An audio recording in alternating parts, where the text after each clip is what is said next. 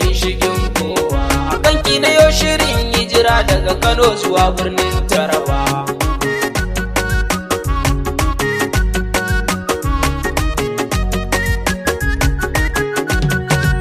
So saba ko ya zam dan gari a cikin ka uban gidan kowa, kuma sannan ka ga dama ka yo batawa ko faranta.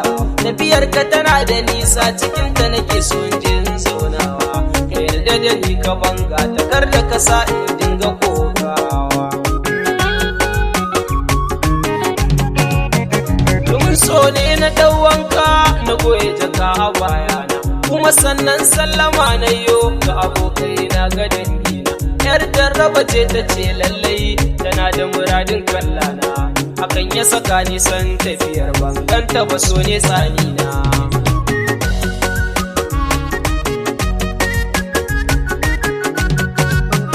Tashar mota na je zucina hangen tarabar gazan kwani, zuciyata na ta jin daɗi idan na tuno me kyan hali.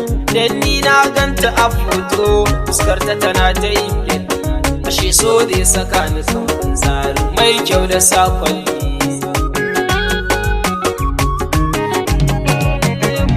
Mota muna tafiya tafiyar bakwai uwar nisa, gajiya ta mamaye kaina kafafu duka sun wasa.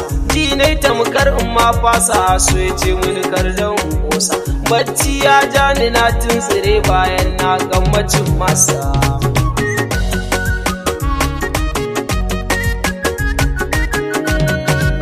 Sai na ji maza da mata kowa na salati duka an waye, ni kuma ina ta bacci ni na yi zaton tafiyar mu ta kare. Daga bude ido kawai sai na ga tayar motar mu ta zare. Allah dai ya kiyaye mu dan shi direban na miya zare. Kamunan dai mun wuce kogi sashin ibu za mu dau hanya, waɗansu suna ta gyaran fari waɗansu suna ta yin shanya. A cikin jirgin ruwan mun tafi sai jaka ta tafa dukan hanya, juyawa ka mota zan yi nima sai da ji na yi zurmaya.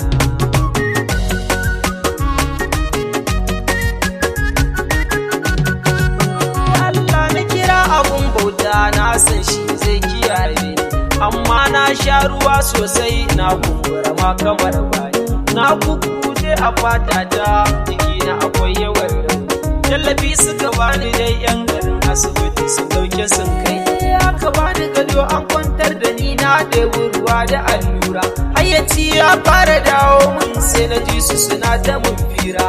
Ina za ka je yaron baba kuma daga ina ka yo hijira, na ce ni dan kanan da ba ne ku biyo na akwai sauran